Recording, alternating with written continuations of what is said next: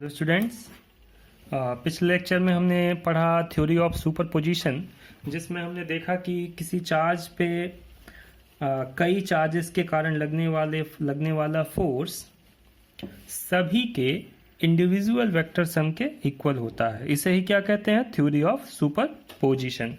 इस वीडियो में हम कुछ एग्जाम्पल देखेंगे थ्योरी ऑफ सुपरपोजिशन के। So let's start.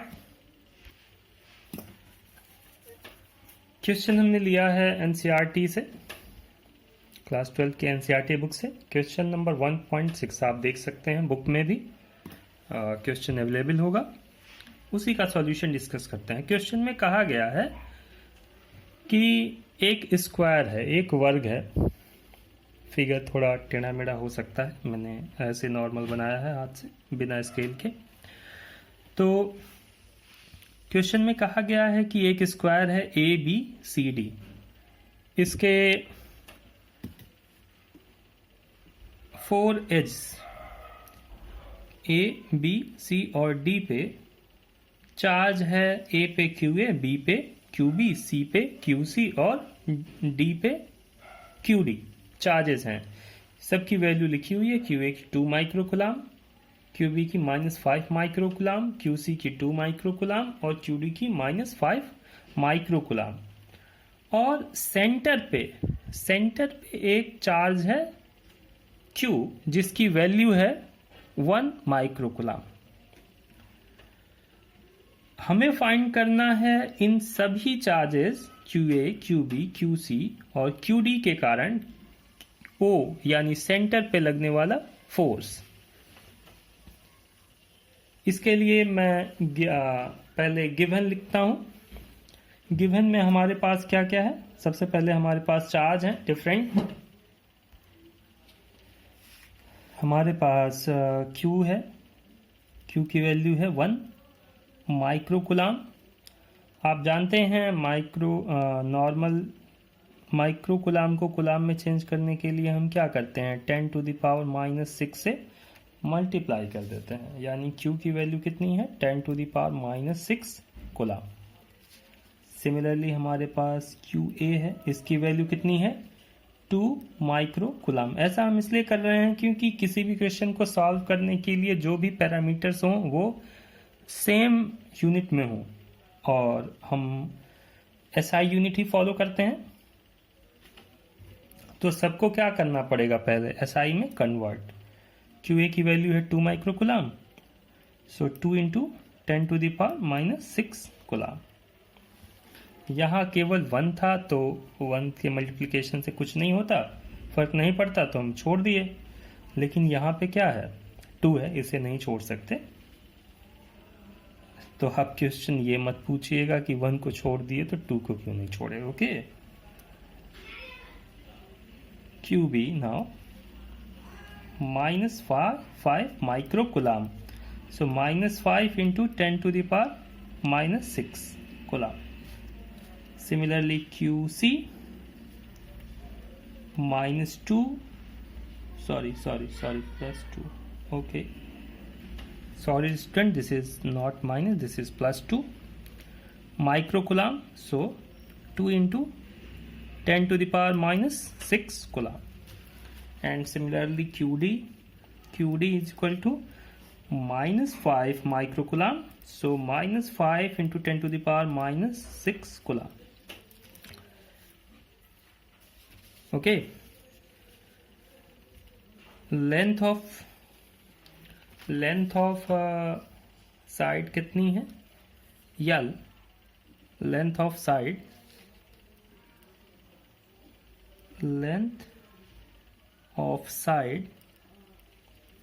L की वैल्यू कितनी दी हुई है? 10 सेंटीमीटर।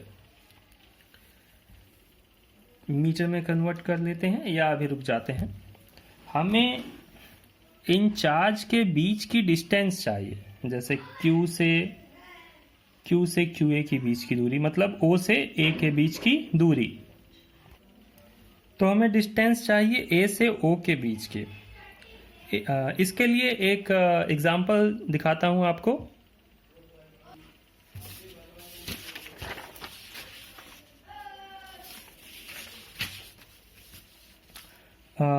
सपो हम मान लीजिए ये एक स्क्वायर है, वर्ग, ठीक। इसकी साइड को ए मान लेते हैं, स्मॉल ए, सभी साइड स्मॉल है। आप जानते हैं कि वर्ग की भुजाएं एक दूसरे को 90 अंश पे काटती है, मतलब सारे कोण कितने होते हैं, 90 अंश के। ये किसका विकर्ण खींच देते हैं। और एक चीज़ और होता है कि स्क्वायर का डायगोनल उसके एंगल को हाफ डिवाइड करता है, इक्वली डिवाइड करता है। यानी वर्ग का विकर्ण उसके भुजाओं के मध्य बने कोण को समद्वि विभाजित करता है। आप पढ़े होंगे पिछले क्लासों में। तो ये तो 90 हो गया और ये भी 90 था, लेकिन यदि आधा आधा काट दिया गया तो ये कितना हो गया, 45, और ये भी कितना हो गया, 45, ठीक। अब ये बन गया एक समद्विबाहु त्रिभुज। ये ए, ये भी ए, ये हमें नहीं पता। पाइथागोरस थ्योरम, मान लीजिए इसकी लंबाई कुछ भी है, नाम दे देते हैं इसको क्या दे देते हैं, ए बी नाम दे देते हैं, ठीक। तो आप पाइथागोरस प्रमेय पढ़े हैं, कर्ण का वर्ग, कर्ण मतलब हमारा कौन, ए बी, कर्ण 90 अंश के सामने वाला कर्ण, कर्ण का वर्ग बराबर लंब का वर्ग, लंब नॉर्मल ए स्क्वायर, बेस का वर्ग ए स्क्वायर, ठीक है। तो ए बी की वैल्यू चाहिए तो इधर से स्क्वायर हटेगा, इधर स्क्वायर रूट लग जाएगा, ए स्क्वायर प्लस ए स्क्वायर 2a स्क्वायर। अब ए स्क्वायर बाहर आ गया, अंदर क्या बचा, √2। क्योंकि डिस्टेंस है, कभी निगेटिव हो नहीं सकती, इसीलिए प्लस माइनस का कोई बात नहीं है। तो आप देख रहे हैं कि यदि साइड ए है तो डायगोनल विकर्ण का मान कितना होता है, a√2। इसको हम डायरेक्ट यूज करते हैं अपने क्वेश्चन में। तो हमारे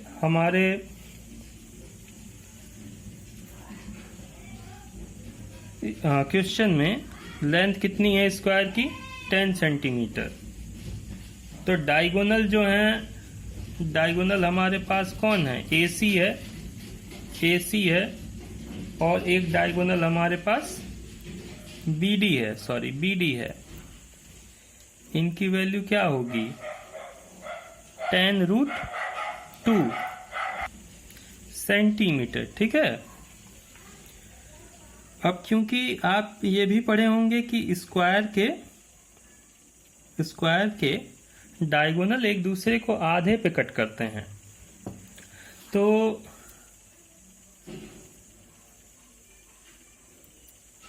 AO, ठीक, या OC दोनों बराबर होंगे और इनके बराबर होगा BO, या इनके बराबर होगा OD सभी बराबर होंगे। और क्योंकि AO आधा होगा AC का, AO इस पूरे का क्या होगा, आधा होगा। ये पूरा कितना है, 10√2, 10√2, और क्या कर दें, इसका हाफ कर दें तो कितना मिल जाएगा, 2 5 जा 10, 5√2 सेंटीमीटर। मीटर में कन्वर्ट कर लेते हैं तो इन सब का मान, सबको R मान लेते हैं, AO, OC, BO, OD को क्या मान लेते हैं, R मान लेते हैं।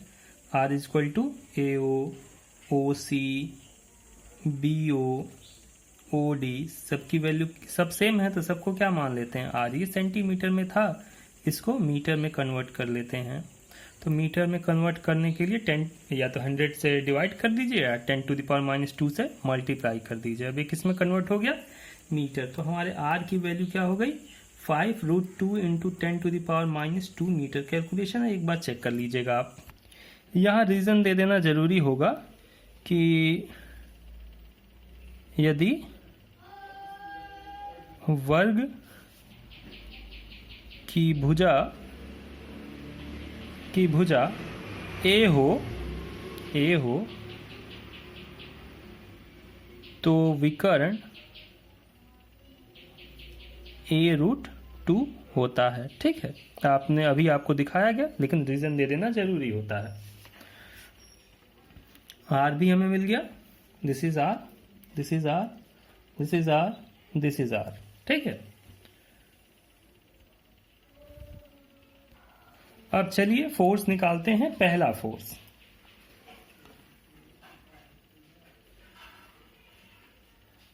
इसे ये O पे है तो इसे हम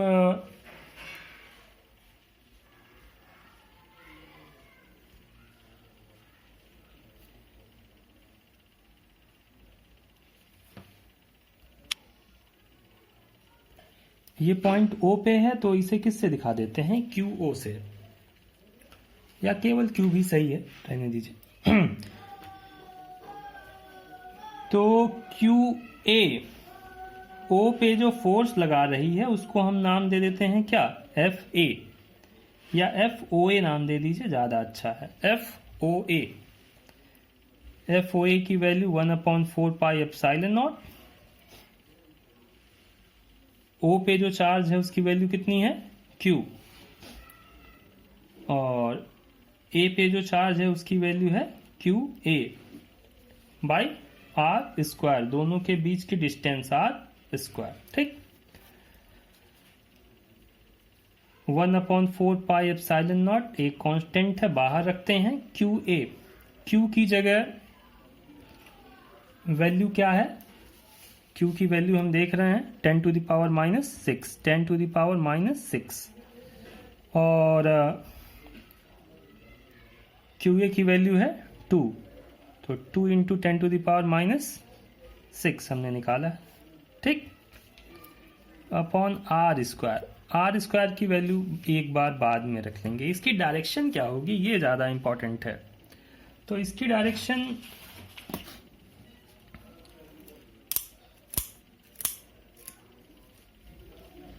क्योंकि दोनों चार्ज पॉजिटिव हैं तो ये एक दूसरे को दूर भगाएंगे, रिपेल करेंगे, तो QA Q को अपोजिट डायरेक्शन में पुश करेगा, यानी QA Q को इस डायरेक्शन में पुश करेगा, यानी इसकी डायरेक्शन किधर है, A से O की ओर। किधर है डायरेक्शन, AO की ओर। ठीक, this is okay. So similarly FOB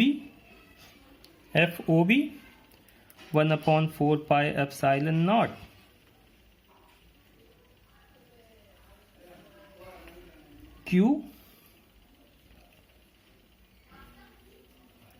QB by R square.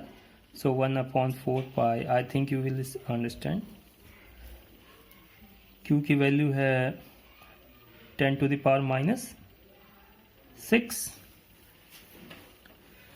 और QB की वैल्यू है -5, -5 into 10 to the power -6। QB की वैल्यू हमने निकाला है -5 into 10 to the power -6 coulomb, -6 coulomb. ठीक है, कूलाम रहने दीजिए, और R स्क्वायर। किधर है डायरेक्शन, AO, इसकी डायरेक्शन होगी BO। ये भी इसे क्या करेगा, इधर की ओर पुश करेगा। ये हमारा इस फोर्स का हमने कौन सा हमारा फोर्स था, FOA, ये हमारा फोर्स है FOB, OB की ओर। ठीक है, सिंपल है। आप चाहें तो इसे सिंप्लीफाई भी कर सकते हैं, तो 1/4 पाई एप्सिलॉन नॉट, माइनस आ गया पहले, और -5 इंटू -6 पावर जुड़ जाते हैं -12 बाई R स्क्वायर। ये हम वहाँ भी कर सकते थे, फिलहाल अब बाद में करेंगे। OB की ओर, ये किसकी वैल्यू है, FOB की वैल्यू है। सिमिलरली हम फाइंड कर लेते हैं FOC, कांस्टेंट तो रहेगा ही 1/4 पाई एप्सिलॉन नॉट। किस पे फोर्स लग रहा है, Q पे लग रहा है, किसके कारण, QC के कारण, बाई R स्क्वायर। डिस्टेंस हर जगह सेम है, तो 1/4 एप्सिलॉन नॉट। Q की वैल्यू हमने देखा है 10⁻⁻6 और QC की वैल्यू कितनी है 2 × 10⁻⁻6 2 × 10⁻⁻6 अपॉन r²। डायरेक्शन क्या है इसकी जरा देख लेते हैं। CO पे फोर्स लगा रहा है, CO पे फोर्स लगा रहा है, तो डायरेक्शन क्या होगी OC। ये फोर्स की डायरेक्शन है, किस फोर्स की FOC। ठीक है, डायरेक्शन लिख लेते हैं OC की ओर, in the direction of OC। Simplify कर लेते हैं इसको भी। FOC is equal to 1/4 epsilon not. Constant को टच नहीं करेंगे, अभी ऐसे ही रहने देंगे। तो 2 × 10⁻⁻6 -12 बाई r²। फोर्स की वैल्यू है, न्यूटन में होगी, हाँ वेल नोन है। डायरेक्शन क्या है OC की ओर। Okay, similarly we can find FOD। So 1/4 epsilon not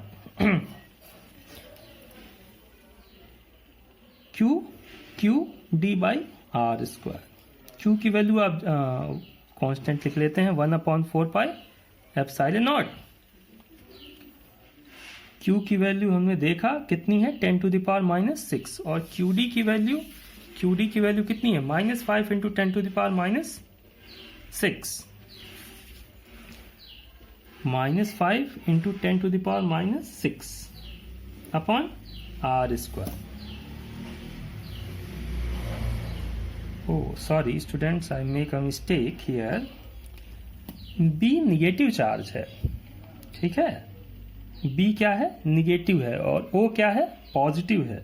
B negative है, O पॉजिटिव है, तो ये इसे दूर नहीं भगाएगा, अपनी ओर खींचेगा।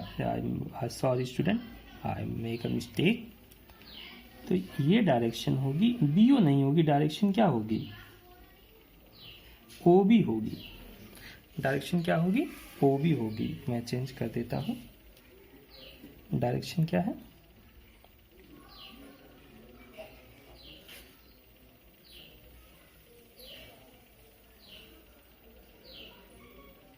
FOB।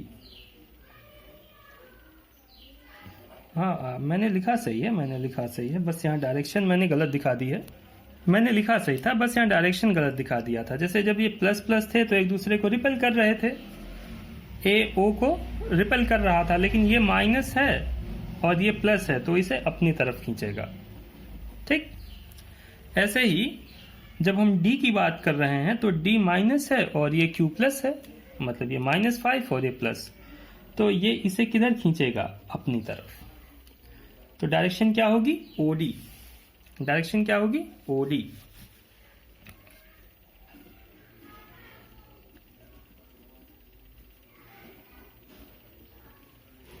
सबका डायरेक्शन चेक कर लेते हैं। A प्लस है, O भी प्लस है, तो रिपेल करेगा, तो यानी A से O की ओर, A से O की ओर।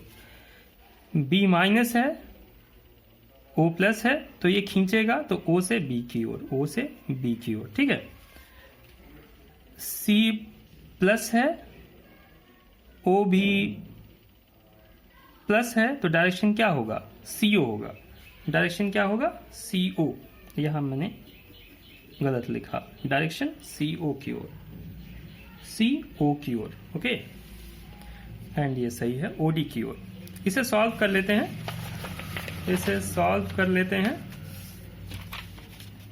सो FOD is equal to 1/4 epsilon not.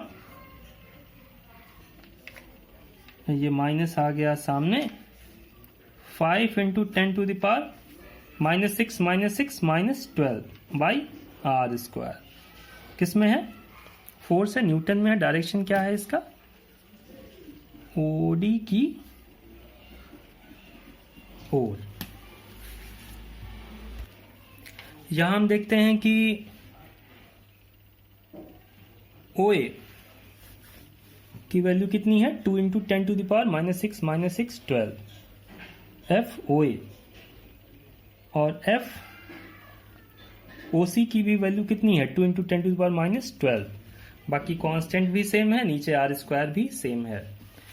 एक की डायरेक्शन है, आप देखिए OA की डायरेक्शन इधर है और OC की डायरेक्शन इधर है।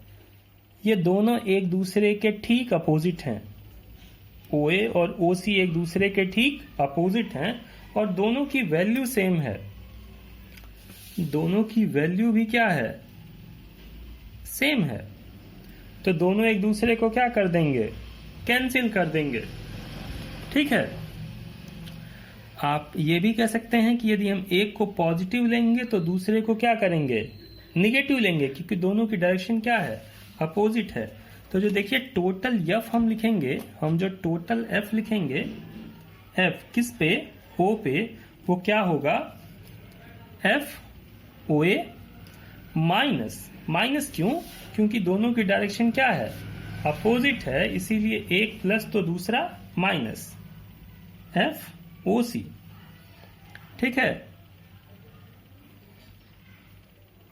प्लस एफ OB ले लीजिए, एफ OB। आप देख रहे हैं ये रहा OB के अपोजिट कौन है, OB के अपोजिट है यहां पे हमारे पास एफ OD। ये डायरेक्शन है OB का और ये डायरेक्शन है OD का। दोनों एक दूसरे के अपोजिट हैं, तो एक प्लस होगा दूसरा माइनस। एक को प्लस लिखेंगे तो दूसरे को माइनस लिखेंगे। ठीक है।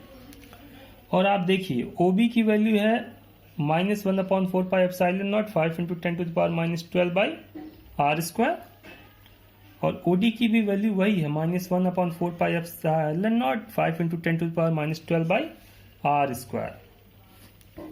दोनों की वैल्यू सेम है, डायरेक्शन अपोजिट है। तो FO पे लगने वाला फोर्स कितना होगा, ये दोनों भी सेम है, डायरेक्शन अपोजिट है, तो इनका सम क्या हो जाएगा, 0। और ये भी दोनों इक्वल हैं, तो इनका सम भी क्या हो जाएगा, 0। इन्हें हम नाम दे देते हैं, जैसे ये हमारा equation 1, equation 2, equation 3 and equation 4। तो यहां लिख देंगे from equation 1, 2, 3 and 4। Okay. So F0 मतलब सेंटर पे लगने वाला फोर्स कितना आ गया, 0। यूनिट क्या होगी, न्यूटन। इस तरीके से हमने देखा कि ये जो चार्ज हैं 2 माइक्रोकुलाम, -5 माइक्रोकुलाम, -5 माइक्रोकुलाम और 2 माइक्रोकुलाम के कारण सेंटर पे लगने वाला फोर्स कितना है। सेंटर पे एक चार्ज है Q 1 माइक्रोकुलाम, उस पर लगने वाला नेट फोर्स कितना है, 0 न्यूटन। ये चीज जो हमने लिखा, हमें यहां लिखना पड़ेगा, किस सिद्धांत से हमने लिखा, यहां लिखना पड़ेगा अध्यारोपण के सिद्धांत से, according to theory of superposition. आपके लिए एक होमवर्क प्रोवाइड कर दिया जाए। आपके लिए होमवर्क ये है कि मान लीजिए एक चार्ज है, ये एक इक्विलेटरल ट्रायंगल है, समबाहु त्रिभुज है, और साइड 1 मीटर है, सब सारी साइड कितनी है, 1 मीटर है, 1 मीटर है। आप और इसके सेंटर पे एक चार्ज है जिसकी वैल्यू है 2 कूलाम, और ये जो पॉइंट्स हैं, या 2 माइक्रो कूलाम लिख लीजिए, 2 माइक्रो कूलाम, और इसके एज हैं A, B and C। A पे चार्ज है 5 माइक्रो कूलाम, B पे चार्ज है, सब पे इक्वल चार्ज मान लेते हैं, 5 माइक्रो कूलाम, 5 माइक्रो कूलाम। आपको सेंटर पे लगने वाला फोर्स फाइंड करना है यूजिंग थ्योरी ऑफ सुपरपोजिशन, अध्यारोपण के सिद्धांत के अनुसार। ये आपका होमवर्क है, आप करिएगा और पिक कमेंट बॉक्स में सेंड करिए और अपने आंसर को भी बताइए। Okay, thank you.